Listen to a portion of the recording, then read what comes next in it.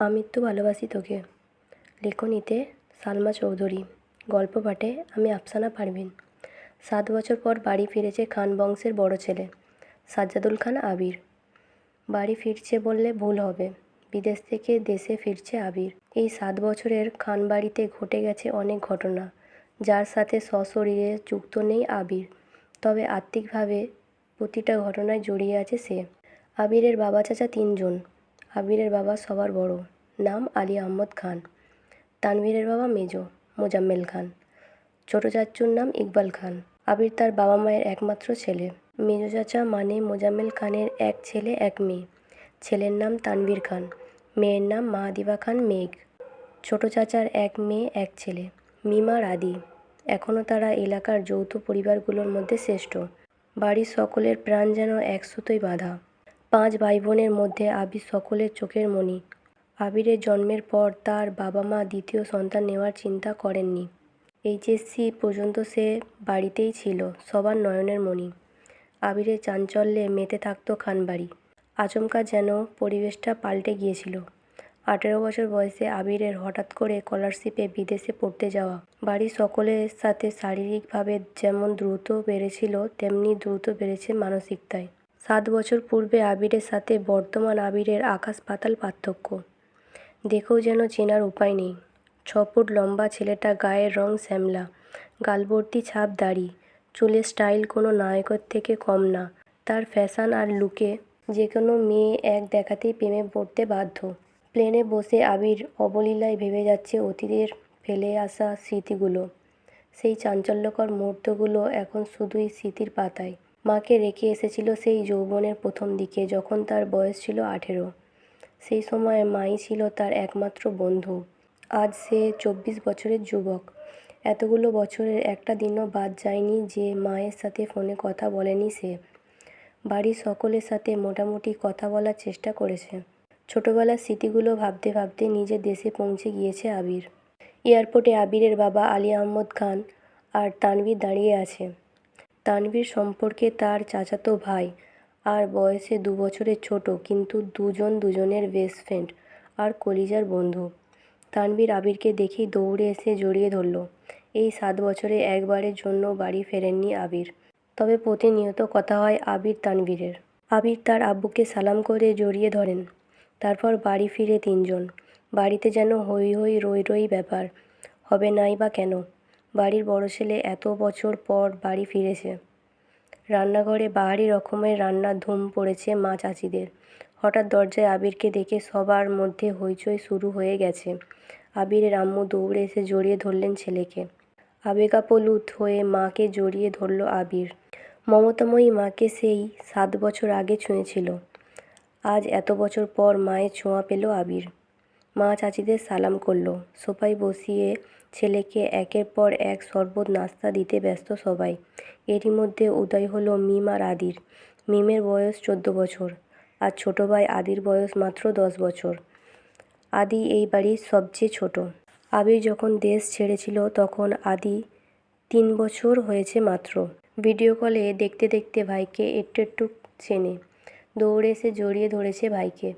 আবিরও জড়িয়ে ধরেছে আদিকে। মিমও আবিরের পাশে বসেছে। খোঁজ গল্প করছে সবাই মিলে। আদি জিজ্ঞেস করছে, ভাইয়া আমার জন্য কি এনেছো? আবির যেই না উঠতে যাবে মা চাচিরা উঠতে দিচ্ছে না।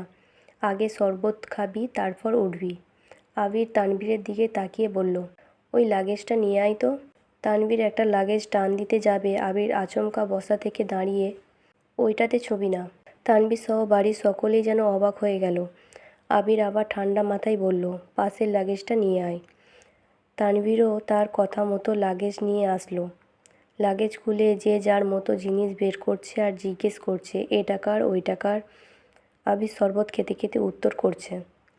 আদির জন্য বিদেশি দামি দামি খেলনা, মিমের জন্য ড্রেস, কসমেটিক্স বক্স, মা কাকিদের জন্য অনেক গিফট, তানভীরের জন্য মোবাইল এবং ল্যাপটপ, অন্যান্য গিফট। আলাদা আরেকটা ল্যাপটপ আছে।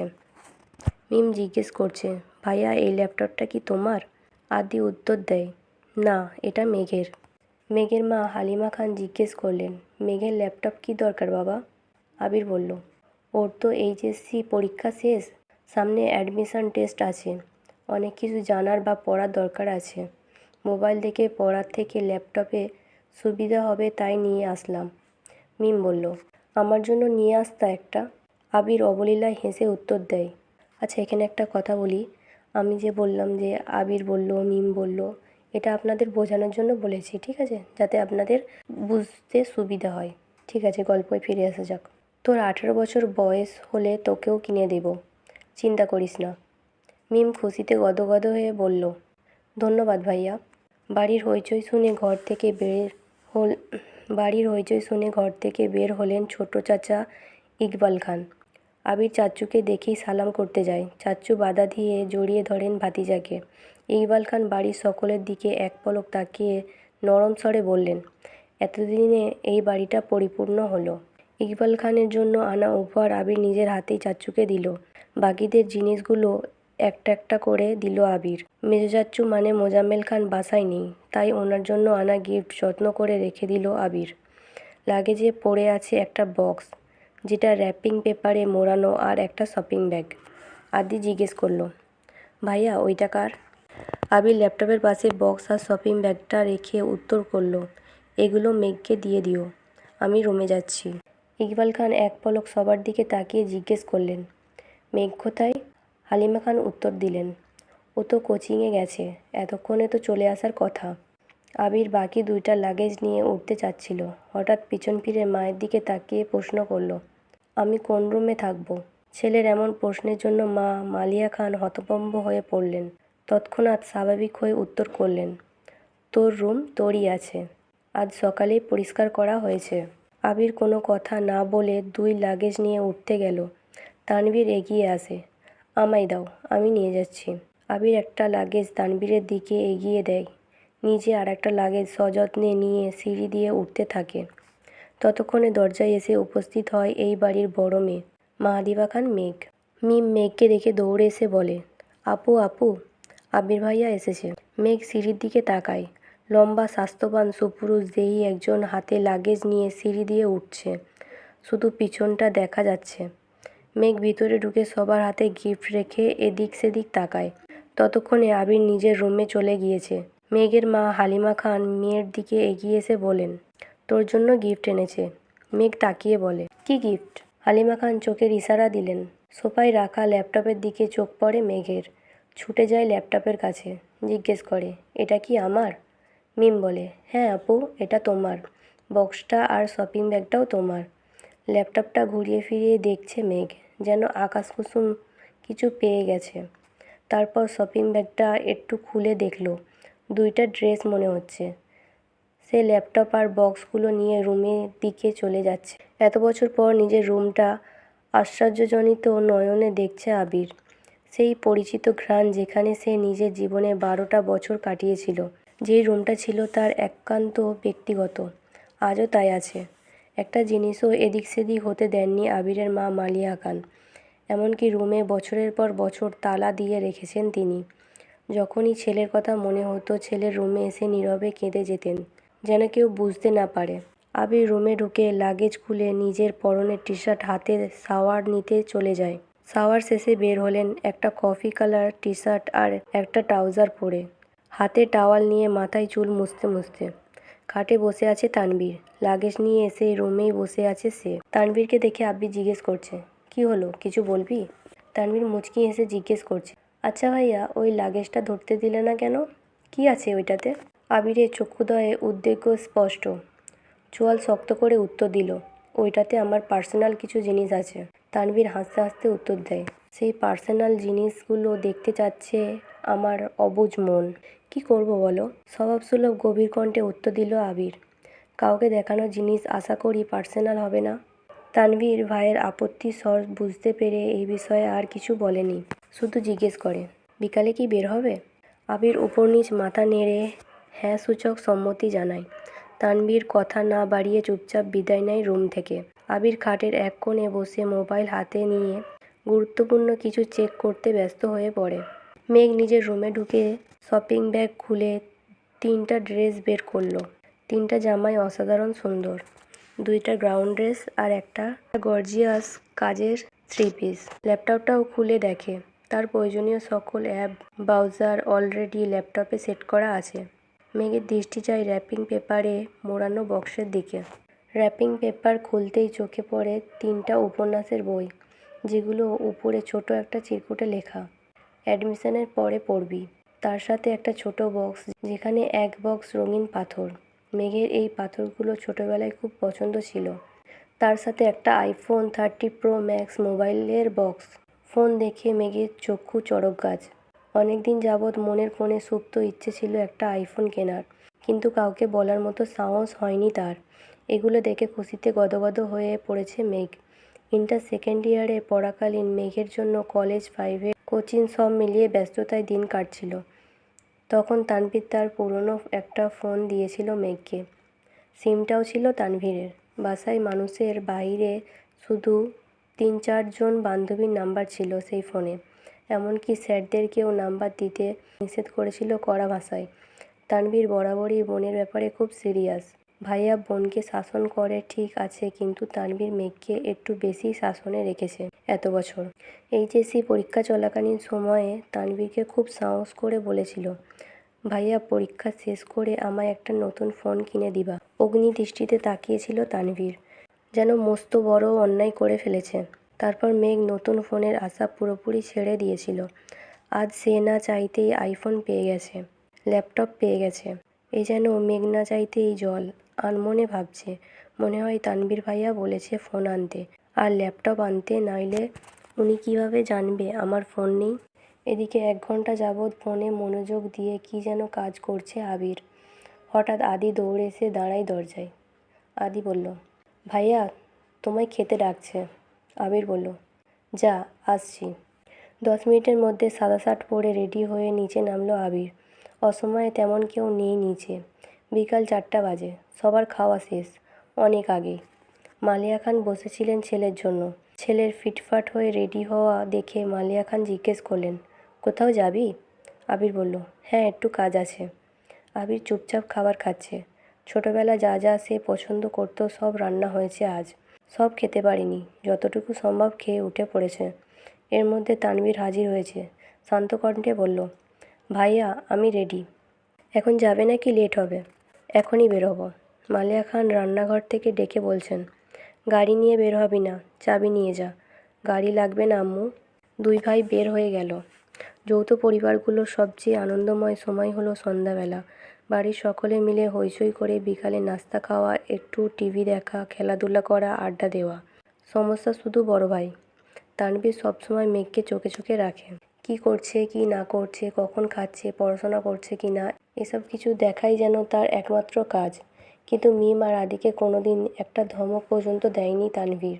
এ কেমন দুমুখো ব্যবহার। তানভীর যতক্ষণ বাসার বাইরে থাকে, মেঘ ততক্ষণ মুক্ত স্বাধীন। তানভীর বাসায় না থাকায় 3 ভাই বোন মিলে ছোটাছুটি করছে।